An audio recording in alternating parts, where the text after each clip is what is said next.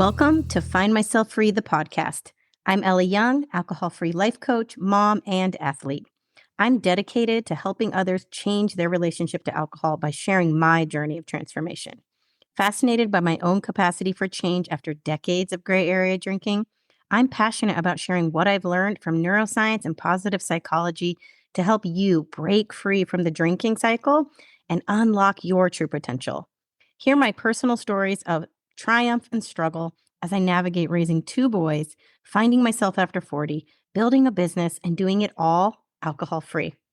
From women's health and cycle syncing to fasting and biohacking, this podcast is your roadmap to a healthier, purpose filled life that starts with changing your relationship to alcohol. It's time to embrace change, find balance, and create the life you were meant for. Welcome to Find Myself Free. Hey, everybody. Before we get to the show, I wanted to invite you to check out my new free resource. It's called Breaking Up with Booze. Check out the link in my show notes. But essentially, this is just a free guide where I break down the two most common beliefs that are keeping women stuck in the drinking cycle. Now, I know what you need. You want to feel confident socializing alcohol-free. You want to be able to manage your stress, but without the crutch of alcohol. And ultimately, we all want to experience joy and connection without the hangover. So this is a completely free resource that you should check out, Breaking Up with Booze, because I know you are finally ready to level up your health. So check it out today. Head on over to my show notes and get the link. I hope to see you there. Everybody, welcome back to Find Myself Free. I'm going live today on my podcast to talk to you about week 3 of Sober October. And this week, I'm going to be talking about anxiety, how we manage that sensation that overcomes us sometimes, and especially when we're trying not to drink and we're so used to coping with alcohol. And I don't want this to come from a place of like darkness. Like a lot of people are like, oh, there's the sad, alcoholic type drinkers. I don't drink for that reason. I'm much more of a lighthearted, casual drinker. Maybe I drink when I'm a little bit stressed out, but, a lot of people want to shy away from this idea that they might be using alcohol to self-medicate or to cope. There's a lot of shame for some reason in that regard to this.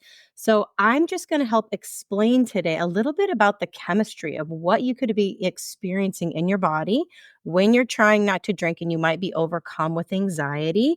We're going to talk a little bit about the parasympathetic system versus the sympathetic nervous system. And then of course at the end I'm always going to give you 3 tactics that you can use and put into practice this week to help you stay alcohol free. So I'd love to hear from you guys.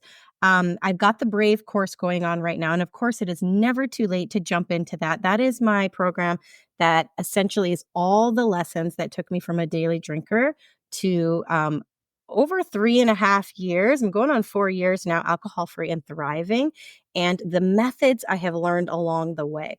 I keep continuing to learn all about neuroscience, positive psychology, addiction, alcohol dependence, women's health, biohacking. And I put all of these lessons into my courses and also into my one-on-one coaching. And of course, my podcast like this. But I want you to know this content is always evolving. And when you sign up for any of my courses, you get lifetime access. So you're going to be able to keep coming back and getting the updated content, getting the new tactics, the new strategies, the new methods that I have learned. And again, we're not working from a place of willpower. We are working from a place of neuroplasticity, how you actually fundamentally change your brain. And that word doesn't have to intimidate you. Neuroplasticity might be like, whoa, what the heck? What does that mean? That just means it's your brain's ability to change and grow. Our brains are absolutely incredible.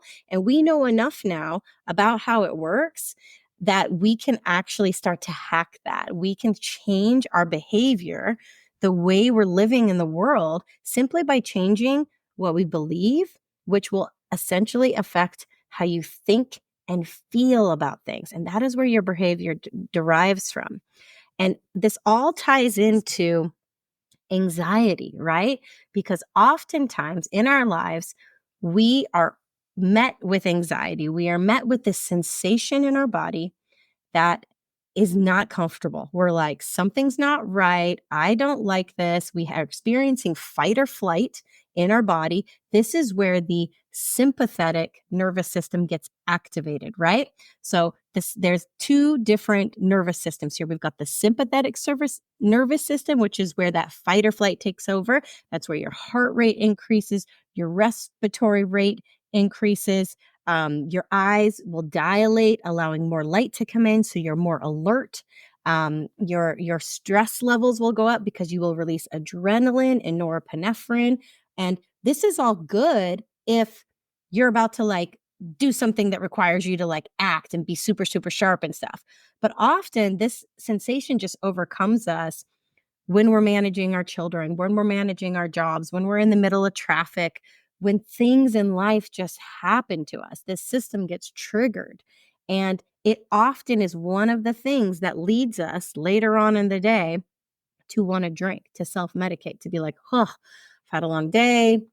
This is how I want to treat myself. I want to shut down that sensation in my body, right? But we've all learned now, if you've been listening to me long enough, that alcohol actually does not help with your anxiety. In fact, it makes it worse. It temporarily numbs you, and then your body responds to that depressant effect of the alcohol by releasing more adrenaline, more cortisol, which essentially increases the anxiety in your body. So it's really ironic that one of the number one things that we use to treat our anxiety in life, a glass of wine, and we have all these narratives too around it about what it means to take care of yourself, self-care, bonding with girlfriends. You need a girls' night out, right? And it involves alcohol. It is literally one of the worst things that's contributing to anxiety, depression, poor sleep, and our health. Yet we wrap it up in all this narrative that it's the best way to enjoy ourselves, to blow off steam, to connect, and to treat anxiety and stress. And it's just, whoa, it couldn't be farther from the truth on a chemical level, right? So this is what's going on in your body. And so I want to kind of dig a little bit deeper today and give you guys some anxiety management techniques, because I see this all the time with my clients. Like, we get really, really motivated. We learn a ton about alcohol and what it's doing to our body. We know it's causing cancer. We know it's disrupting our hormonal balance. We know it's disrupting our gut health. And so we're like, okay, I really am starting to kind of recondition my brain to not want to drink.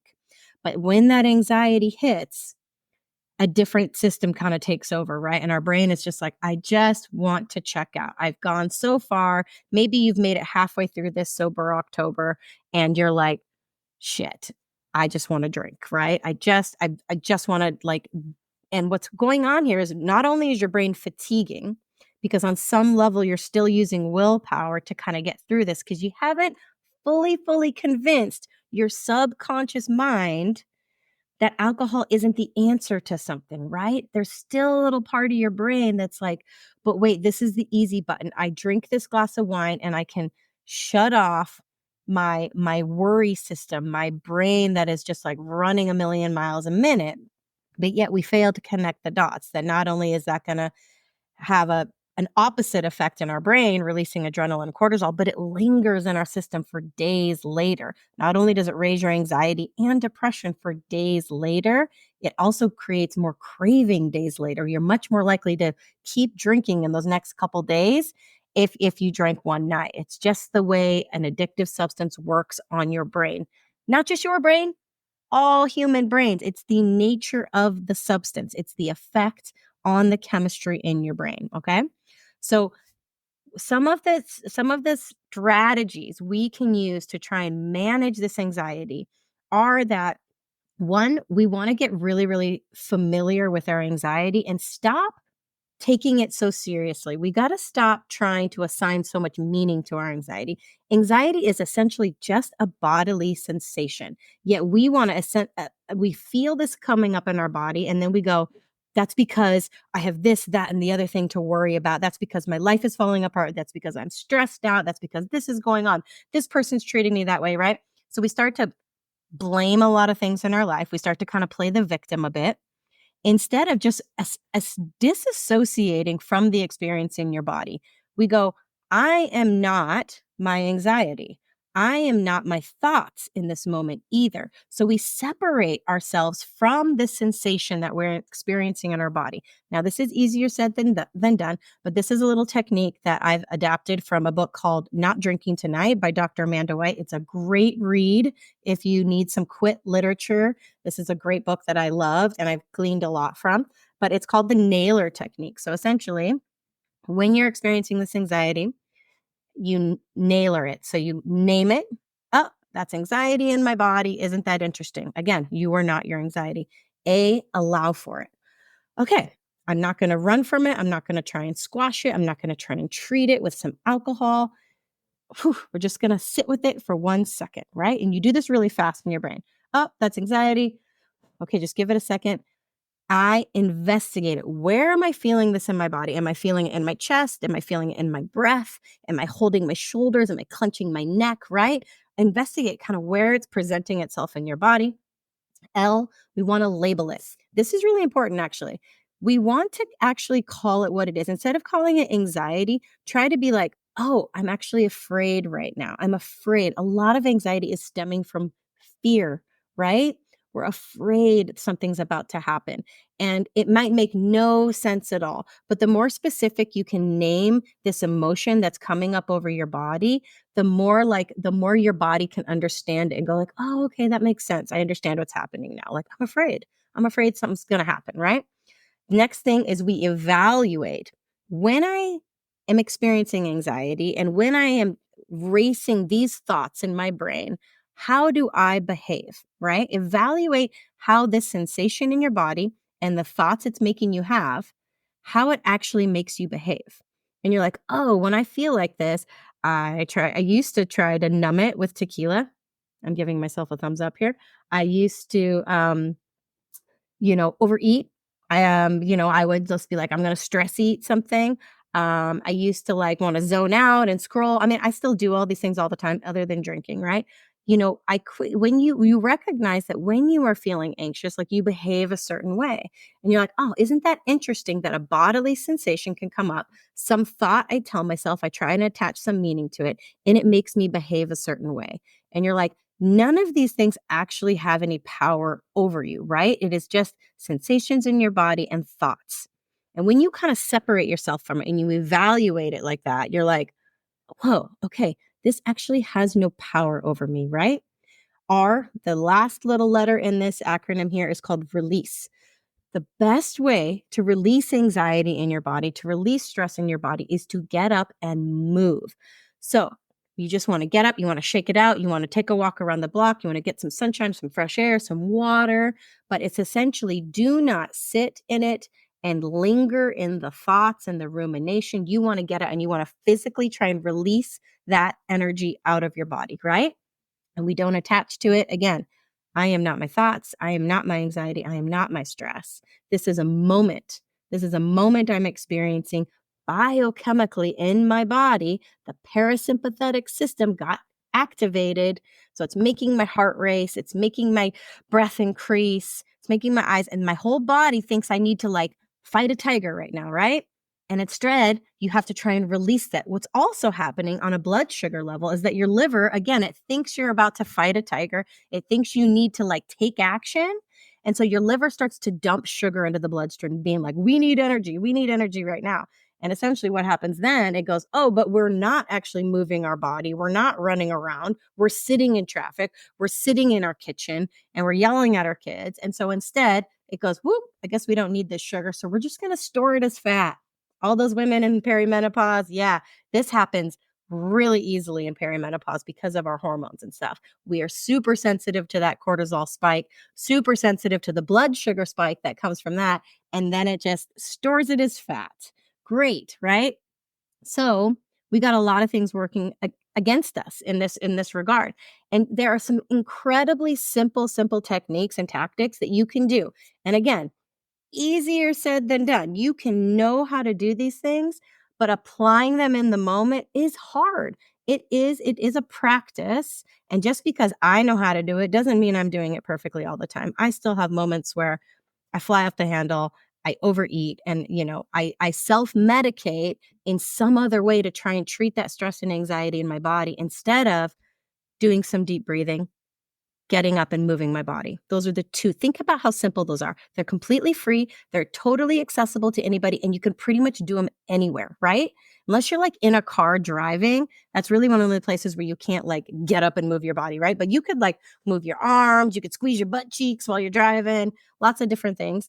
And the best breathing technique that I've come across, there are so many different breathing techniques out there, but oh my gosh, is it called the parasympathetic side, or is it called oh, I'm blanking on the actual name of it right now, but it is super easy to do. You just inhale, hold it at the top, and then at the top, you're going to do another tiny sniff, another tiny little inhale where you're going to fill out those bronchial sacs, the tiniest little sacs in your lungs. Hold it for a second and then exhale. You do this just a couple times and you will lower your cortisol, you will lower your anxiety and lower your stress levels. It works. I've taught this to my kids. And it's one of the easiest things to do. It's called the physiological sigh. I knew it would come to me. See, perimenopause, brain farts, like brain fog. It happens. Physiological sigh. You can look it up. Huberman Lab does a whole thing on it, but it's literally one of the best, most effective tools to lower it instantly lowering your anxiety and stress. Okay, so we have that. We know how to do the breath work. We know how to get up and move our body. One of the things I tell a lot of my clients to do is to set a timer on your watch or your phone to go off periodically through the day. So instead of waiting for stress to hit you, anxiety to hit you actually build in movement breaks that are going to help lower your overall cortisol levels throughout the day and lower your blood sugar levels, which is awesome, right? So these two techniques are things that you can start building into your day to be more proactive so that we don't get into a place of halt, hungry, angry, lonely, tired. So I wish we should probably add another A in there. Anxious, right? Halta. Let's hungry, angry, lonely, tired, or anxious, right? Because when we are anxious, we drink. It's one of the number one ways when people slip up in Sober October or in when you're in one of my coaching programs. Anxiousness, right? Because there is some sort of feeling that we don't like, some sort of dissatisfaction in our life, something we are super frustrated by, and that we feel like we can't do anything about. And anxiety is so interesting because it is essentially your body's alarm system telling you something's not right. You're either in danger, you either, something isn't sitting well with you. And it's usually a cause for you to change something. And like for so long, I quieted my anxiety and stress by drinking alcohol. And it was conditioned into me to be okay. Not only okay, celebrated, right?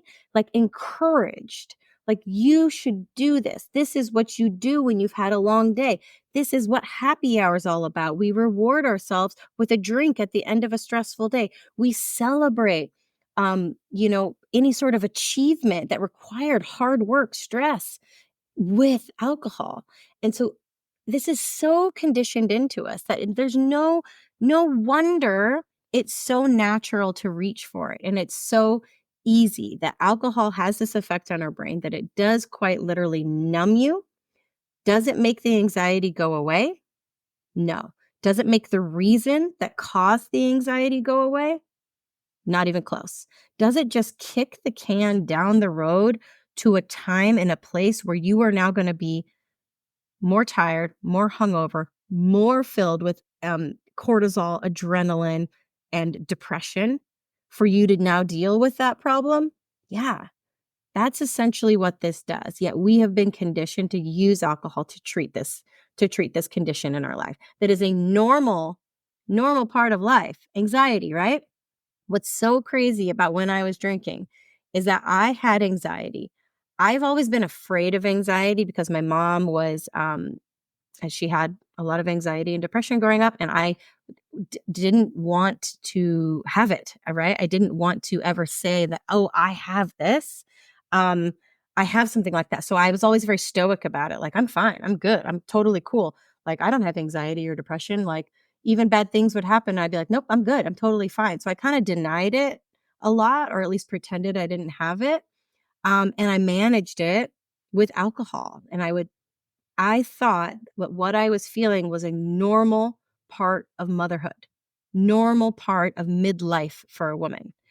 I had no idea I could have so much relief from that until I stopped drinking. It was by far one of the biggest and quickest reliefs that I had. I would say 2 weeks into it, I started experiencing just this calm. I no longer was on the roller coaster of these ups and downs that were chemically caused by the alcohol and the effect on my brain. So, I just want to give you again a couple different tactics that you can use to help manage your anxiety in these early moments, right? Because life isn't going to get easier, right? Life is still going to be gnarly. It's going to be, there's still going to be sick kids. There's still going to be aging parents. You're still going to have stress at work. Bad things are going to be happening, right? But what does get easier is your ability to manage it, your ability to tolerate it, right? Oftentimes we find when we've come out from under the drinking umbrella that we're like, oh shit, I wasn't processing any of this stuff. I wasn't actually dealing with it. I was just numbing and distracting myself from it. And so it can be really uncomfortable in these first couple weeks when it's like time to pay the piper, all of these things that you haven't dealt with, where you were just like, oh, I'm kicking the can down the road to a future self, to future Ellie. She'll be more able to handle that. She'll be better prepared. No, right? Yet, if you stop drinking now, yes, future Ellie, future self will be more equipped to handle these things. But the more you start taking care of these things, the more you can actually work to change the things that are causing your anxiety, causing the stress in your life, causing the dissatisfaction, right? I love this part of my job because when people start to get so uncomfortable in their sobriety because they're like, shit, they realize like all these things are coming to the surface, all these things that they had kind of buried and squashed down. It's like, this is when real change starts to happen. And it's exciting because all of a sudden it's like, I'm no longer going to tolerate this thing. I'm going to make a change. I numbed it for a super long time. Now I'm going to change it.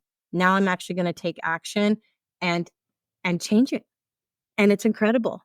And a lot of this change can be so healthy and positive because you're no longer running from something. You're no longer bearing it. You're actually taking forward steps towards alleviating it. And I just love it because it's so inspiring to watch people in this phase as they start to problem solve again, as they start to wake up their intuition and go, oh my gosh, I know what I need to do now. I'm not clouded by doubt, by shame, by anxiety, by depression. I know, like, see exactly what I'm supposed to do. And it is fantastic. It is super, super cool to see. So I want to give you guys a couple different tactics here that are going to help you be really, really proactive in managing anxiety at this stage of the game, right? So I'm going to give you 3 different ones. So the first one is I want you to create a morning ritual. This is you being super intentional, and it doesn't have to be elaborate. It's just like carving out 10 minutes of your morning to set up your nervous system to take care of you today. You can It can be as simple as drinking lemon water in the morning, journaling, taking a walk outside, getting a little sunshine in your eyes. You could just sit and do a breathing exercise. You can meditate, right? All of these things, if you feel resistance in yourself coming up right now, like, oh, that sounds so elaborate. I can barely wake up before my kids, and then shit hits the fan, and it's like, go, go, go, go, go, go, go. I get it. That used to be me too. I used to not wake up before my kids. Now I wake up, and I've built on this morning routine slowly over time. I just added little bits to it, and now it's to the point where, like, I crave it. I love what I do in the morning because it sets up my nervous system. It really is sending a signal to my body that I'm not going to let anyone else's agenda come before I take care of myself today. And it doesn't have to feel luxurious or spoiling yourself. It's really just telling yourself, being really intentional. That's why I love the journaling part of it, because you really can clear your mind before you open your phone, before you do anything for anybody else. This time is explicitly for you. Okay. I want you to give yourself some hydration, fill up your electrolytes for the day, drink lemon water that's going to send a signal to your liver that you're going to be detoxing today and cleansing yourself.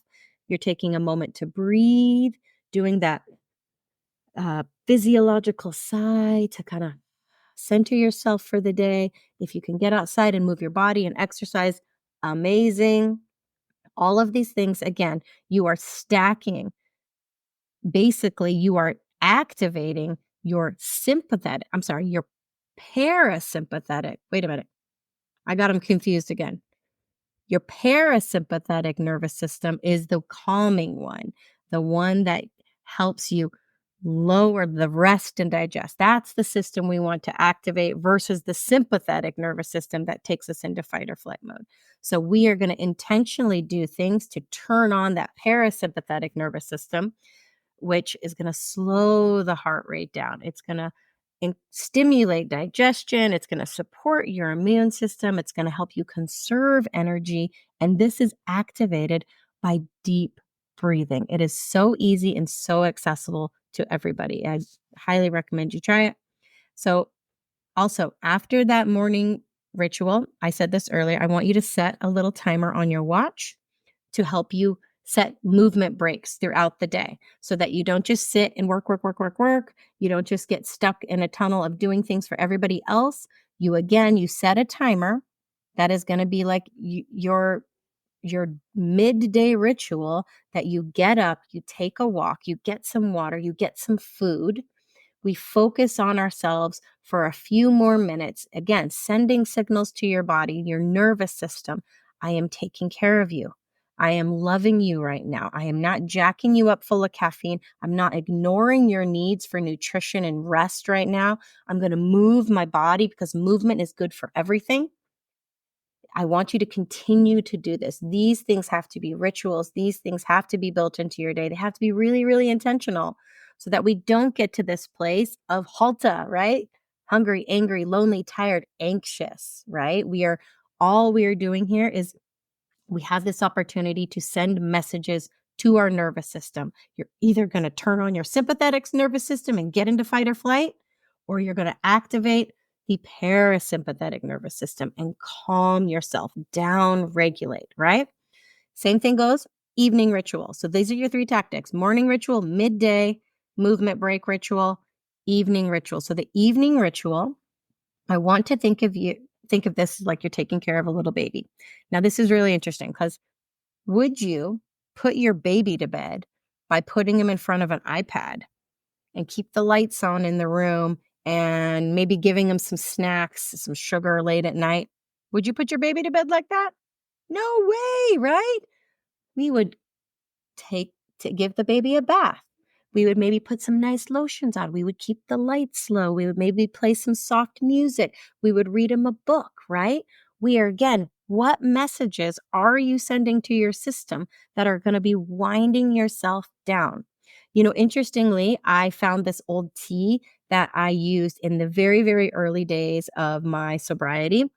And I love this tea. It's called Holy Detox, and it's basically a holy basil tea. It is so good. It is great for immunity. It has a bunch of adaptogens in it that really truly help you relax and mellow out at night. And I used to drink a ton of tea in early sobriety. I kind of got into tea. Like I had a tea drawer. I had special like tea kettles and a special tea cups and all these things.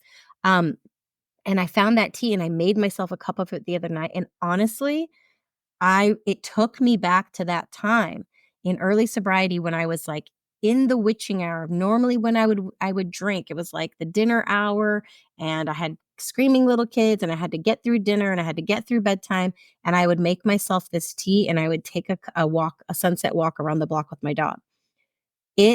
I can't tell you the message that it sent to my nervous system this last night, because not only did I have nostalgia now, I was like, isn't that amazing that I can feel this level of stress? And instead of drinking wine, that is going to only temporarily numb it and then jack me up later. I'm drinking this adaptogenic tea that is quite literally, the warmth of it is soothing. It is, instead of numbing myself with wine, I am soothing my nervous system with an adaptogen. Now, adaptogens are naturally occurring plant compounds that help to naturally ease stress in your body. It finds dysregulation, it finds imbalance, and it soothes you. Now, wow, doesn't that sound amazing? Yes, this is what I want for my body. So when you actually start to take care of yourself in this way, your body's like, oh, thank you. Thank you. That is what I needed. I did not need to be numbed. I did not need to be jacked up with more caffeine and ignored and told not to rest and push, push, push, and then deprive myself of nutrition, right? All of these things are so tied together, and it just fuels our anxiety. It fuels this fight inside our body that is telling us, like, I'm not taking care of you. I'm going to ignore you, right? Alcohol is this Cutting alcohol is this huge invitation to connect back to yourself, to start to really find out what you need. And it's really simple. It's not complicated. You don't need to go to a spa and go to a retreat to access this kind of self-care. You can do it really, really, really simple with breath work, with morning rituals, with hydrating yourself, with nourishing yourself, and with movement. It's so simple. And I know it's all easier said than done. And the temptation to drink, the temptation to hit that easy button to calm your anxiety is so powerful and so strong. And it's not your fault. It's been conditioned into you for decades. And it was in me too. But I want to give you hope. I want you to know you can change. You can change these thoughts. You can change the way you behave. You can change the way you feel about alcohol. And all of a sudden, it's like a light switch goes off and you no longer want to drink anymore because your subconscious is aligned with your conscious desire to stop drinking. And this is the type of stuff I teach you in my courses, guys. The Brave course is still open if you want to get in there. If you want a free resource other than these podcasts, my Breaking Up with Booze is another awesome free resource where I take you through the 3 most common beliefs keeping you stuck in the drinking cycle. The next step would be to get into the Brave course. And then, of course, I do one-on-one coaching, which is like, that's what I use. That's what I used for the first 4 months of my alcohol-free journey. And it made all the difference to have someone I could meet with weekly, someone I could be accountable with, someone I could be honest with about my relationship with alcohol. I hadn't told anybody about how I felt. And it was so freeing to be able to relieve myself of this shame. The shame can't survive in the light. Once you talk about it, once you relieve yourself of it, you're like, there's nothing wrong with me. There's nothing wrong with you. Alcohol is an addictive substance. You are conditioned to drink it. Our worlds push it on you. Have some awareness about this. This is Sober October, right? Where if you're challenging yourself with that, you might be becoming more and more aware of just how much alcohol is in our worlds. Every turn it is pushed on you. Isn't that interesting? This substance that wrecks our health. We are told lies about it. It's a fallacy that it helps you bond, that it helps you relieve your stress. It is quite literally a trick on your brain.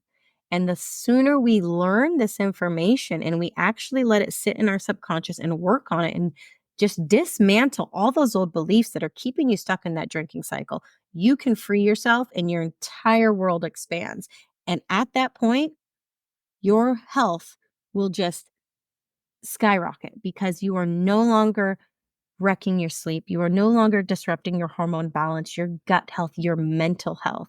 It is working against you in all areas of your health, especially for women in their 40s and perimenopause, when we are just like trying to get a grip on our hormonal balance. Okay. I am with you. I love Sober October because I love the cultural momentum of people taking a look and getting curious and being open-minded about this substance that's been pushed on us for such a long time. So I am here for you if you are sober curious, if you just want to take a break from alcohol and you want to learn more about the science. Go to my website, findmyselffree.com. Check out the free resource, Breaking Up with Booze. If you're ready to take that next step, jump into the Brave course. And if you want to get into one-on-one coaching, I am here for you. And I would love to work with you and help you break free to finally ditch the drink so you can level up your health. Until next time, everybody, I'm with you. You got this. Hey, you've just listened to an episode of Find Myself Free. And if some part of this left you wanting more, if your curiosity has been piqued and your intuition is telling you, I'm ready for more, then check out my coaching offers at findmyselffree.com. I have the Brave course to help you break free from booze. And I designed this course with the exact lessons that led to my transformation. I also have the balance challenge for those ready to learn the art of cycle syncing to balance their hormones. If you're looking for additional support and to take either of these programs to the next level, I also offer one-on-one coaching. Now, I worked with a coach for 4 months at the start of my alcohol-free journey, and it made all the difference. Being able to talk to someone who knew what I was going through and could help me navigate my new world gave me a foundation of support I could build on. And it's a big reason why I'm a coach today. I want to help others find their freedom and level up their health. If this sounds good to you, connect with me at findmyselffree.com and set up a call. Listen to your intuition that is telling you you were meant for more. I am with you. You got this.